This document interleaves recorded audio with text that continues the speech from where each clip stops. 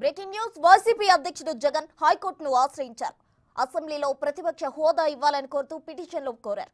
తనకు ప్రతిపక్ష నేత హోదా ఇచ్చేలా స్పీకర్ను ఆదేశించాలని హైకోర్టును కోరారు. ప్రతిపక్ష నేత హోదా కోసం స్పీకర్కు లేఖ రాసినా ఇవ్వలేదని జగన్ తన పిటిషన్లో పేర్కొన్నారు.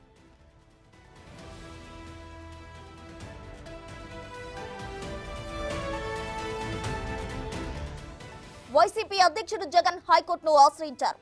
అసెంబ్లీలో ప్రతిపక్ష హోదా ఇవ్వాలని కోరుతూ పిటిషన్లో కోరారు. తనకు ప్రతిపక్ష నేత హోదా ఇచ్చేలా స్పీకర్ను ఆదేశించాలని హైకోర్టును కోరారు. ప్రతిపక్ష నేత హోదా కోసం స్పీకర్కు లేఖ రాసినా ఇవ్వలేదని జగన్ తన పిటిషన్లో పేర్కొన్నారు.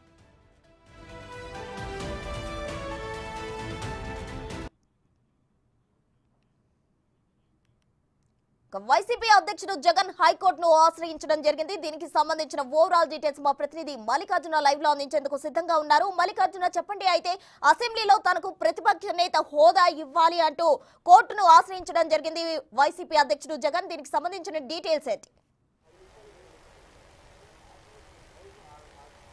జగన్మోహన్ రెడ్డికి ప్రతిపక్ష హోదా కల్పించాలంటూ కూడా గతంలో స్పీకర్ అయ్యన్న పాత్రకు కూడా జగన్మోహన్ రెడ్డి లేఖ రాయటం జరిగింది. అయితే దానికి రూల్స్కు విరుద్ధంగా ఉంది. ఎందుకంటే దీనికి సంబంధించి రూల్స్ అనేవి ఎలా ఉంటాయంటే 10% పాఠం రూల్స్ అనేవి ఉంటాయి. ఆ రూల్స్ ప్రకారం మనం ఆ 10% అంటే దాదాపుగా 17.5% అంటే 18 మంది శాసన సభ్యులు ఉంటేనే ప్రతిపక్ష హోదా అనేది వస్తుంది.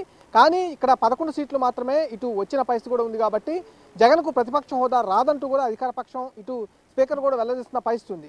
కానీ జగన్మోహన్ రెడ్డి మాత్రం క్లియర్గా తమ పార్టీ ప్రతిపక్షంలో ఉంది, కంపల్సరీగా మాకు ప్రతిపక్ష హోదా అనేది ఇవ్వాలంటూ కూడా ఇటు జగన్మోహన్ రెడ్డి స్పీకర్కి లెటర్ రాసిన సందర్భం కూడా వెల్లడించడం జరిగింది. దాంతోపాటు రాజ్యాంగంలో అసలు ప్రతిపక్ష హోదా కీయటానికి అసలు రూల్స్ అనేవి ఏమీ లేవు.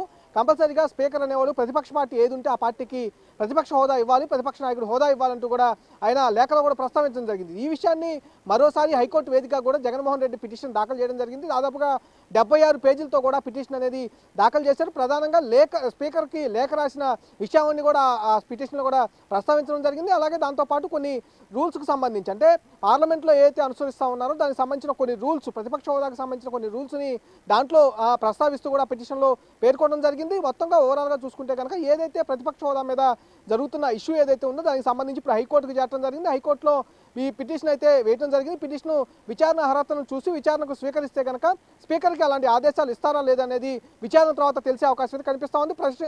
ప్రజెంట్ అయితే పిటిషన్కి సంబంధించి స్పీకర్ను ఆదేశించాలంటూ కూడా జగన్మోహన్ రెడ్డి పిటిషన్ అయితే దాఖలు చేయడం జరిగింది.